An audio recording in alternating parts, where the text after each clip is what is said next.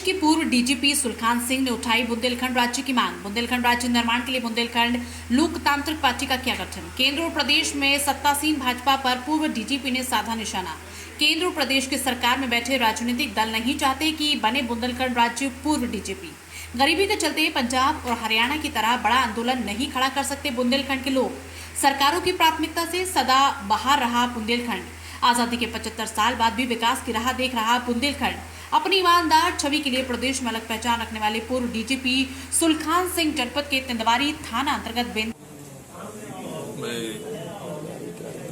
इधर पहल कर रहा था, लोगों से बातचीत कर रहा था, लेकिन मैंने ये देखा कि कोई राजनीतिक दल इसमें दिलचस्पी नहीं दिखा रहा है। तो उसको ये समझ में आया लोगों से बात करने के बाद कि इस समझ में हम लोग अपना एक दल गठित करें जो चुनाव में भाग लेगा, और उसका मुख्य उद्देश्य हमारा होगा कि ये 8 जिले जैसा हमने दिया है अपने पर्चे में मध्य प्रदेश के, और 7 जिले उत्तर प्रदेश के मिलाकर के एक बुंदेलखंड का स्वतंत्र राज्य का गठन किया जाए। जब अलग राज्य का गठन होगा तब हमारी जरूरतें जो हैं, बजट पर हमारी जो मांग है वो एक जैसी होगी। तब फिर हम एक केंद्रित रूप से फोकस तरीके से यहाँ विकास का काम कर सकेंगे। इतने लंबे समय आजादी के इतने लंबे समय गुजर जाने के बाद भी यहाँ की आर्थिक स्थिति में, शैक्षणिक स्थिति में कोई सुधार नहीं हुआ। गरीबी का स्तर यहाँ बढ़ता जा रहा है। मैंने खुद अपने टाइम में देखा है कि पानी का, जल का स्तर जो है, भूगर्भ जल का है, उसका स्तर लगातार गिरता चला जा रहा है। उससे नदियाँ सूखती जा रही हैं। वैसे भी सूखी जमीन है यहाँ की, अगर पानी नहीं मिलेगा तो कृषि का उत्पादन कैसे होगा? खनन को कितना हमारी जो जिम्मेदार आप प्राथमिकता मानते है वो प्राथमिकता सरकार की नहीं हो पाती है, क्योंकि हमारी आवाज नहीं बन पाती है।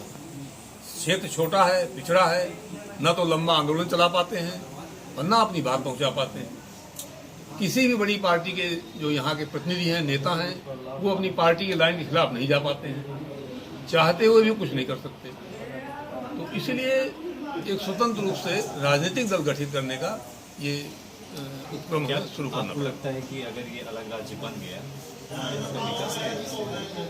बिल्कुल, निश्चित तौर पर जितने भी अलग छोटे राज्य बने हैं उन सब का उदाहरण ये बताता है कि जब हमारी जरूरतें एक जैसी होती हैं तो विकास होने लगता है, क्योंकि फिर पैसा, हमारा बजट वही खर्चा होगा। अभी ऐसा नहीं होता है। अभी जो ज़्यादा प्रभावशाली क्षेत्र है बजट को ले जाता है, जिसको जरूरतें ज़्यादा है उसको नहीं मिलता है। उत्तराखंड 2001 में शायद अलग हुआ था। आज उत्तराखंड की प्रति व्यक्ति आय 3.5 गुना करीब है उत्तर प्रदेश में। ये पूछ रहा है आपके सर दल का नाम क्या है, किस तरीके से बात की शुरुआत होगी? हमारे दल का नाम हमने रखा है बुंदेलखंड लोकतांत्रिक पार्टी, और ये इसका कैसे काम करेंगे सर आप? आज से शुरू हमारा ये इसका पर्चा है, ये मैं आपके सामने प्रस्तुत कर रहा हूँ। इसमें सारे इसके एम्स, ऑब्जेक्टिव आधार पर राजनीतिक दल चलाएंगे, वो इसमें सब दिया हुआ है। सर, आपने पानी की विशेष समस्या बताई बुंदेलखंड में, जो बांधा अब बुंदेलखंड में खनन हो रहा है, उसमें आप कितना जिम्मेदार मानते हैं अधिकारियों को, जो सत्ता पक्ष को, जिससे नदियां सूखती जा रही हैं, कई ट्रक पानी बर्बाद सड़कों में हो रहा है? 100% इसकी जिम्मेदारी अधिकारियों की और सरकार की है, और ये एक बहुत बड़ा कारण नदियों को बर्बाद करने का। जब तक वैज्ञानिक रूप से खनन हो या किसी तरह खनन हो, बालू का तो एक खनन है, कोई भी खनन जब तक वैज्ञानिक रूप से नहीं किया जाएगा तब तक वो सस्टेनेबली नहीं चल पाएगा। और मैं जैसा कह रहा हूँ बार बार इसको कि ये क्षेत्र कभी प्राथमिकता नहीं बन पा रहा है सरकारों के दृष्टिकोण में। इसलिए देखिए, यहाँ मेडिकल कॉलेज बना था 10 साल पहले, आज तक चालू नहीं हो पा रहा ठीक से। 1/3 स्टाफ है वहाँ। कुछ दिन पहले आप लोगों ने रिपोर्ट किया था, मरका के पास एक बोट ट्रेजडी में दर्जनों लोग मारे गए थे। उसी जगह में पुल बना खड़ा हो, खंभे खड़े हुए हैं। ये खंभे पिछले 7-8 साल से खड़े हुए हैं, पुल नहीं बन पा रहा है, क्योंकि प्राथमिक नहीं, अभी चालू नहीं हुआ, अभी चालू नहीं हुआ। और वासी वाला चालू हुआ है, अभी मरका नहीं चालू हुआ। और मरका में वो घटना हुई थी उस घाट पर, और वो पुल के पास से ही नाव निकल गई कि जहाँ घटना हुई थी। पुल के खंभे अभी तक खड़े हुए हैं। मैं पिछले 10 साल से गूगल पे देखता रहता हूँ उसको, मैं अपने क्षेत्र को गूगल से देखा करता हूँ उसको, तब से वो खंभे वहाँ पे खड़े हुए हैं। मऊ में एक पुल बन रहा है, उससे खंभे भी 10 साल से खड़े हुए हैं। ये क्षेत्र प्राथमिकता में आ ही नहीं पा रहा है। ये सवाल कोई पूछ नहीं सकता सरकार से कि ये खंभे क्यों खड़े हैं, क्यों नहीं पुल बन रहा है, आप बजट नहीं दे रहे हैं। सर पूछा गया था, इधर उमा भारती आई थी और वो आई थी आपकी निरंजन ज्योति भी आई थी उस दौरान, तो बस उनका यही कहना था ये नहीं कह पाएंगे ना। पहली बात तो तकनीकी लोग नहीं है, और दूसरा वो उन्हीं की पार्टी यहाँ सत्ता में है, वो कैसे कुछ बोलेंगे।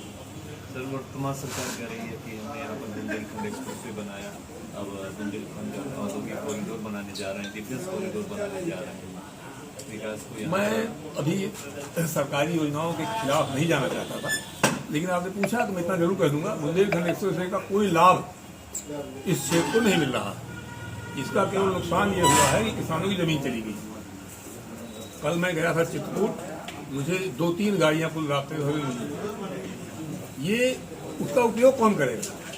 बांदा के लोगों को इसका फायदा क्या है? बुंदेलखंड के लोगों को खाली नाम रख देने से थोड़ी हो जाएगा, और जो उसकी गुणवत्ता है उसका उसी मत। फिर यही बात की प्राथमिकता नहीं है, यहाँ के लोग की आवाज नहीं सुनते हैं। वो ये लोग नहीं सुनना चाहते।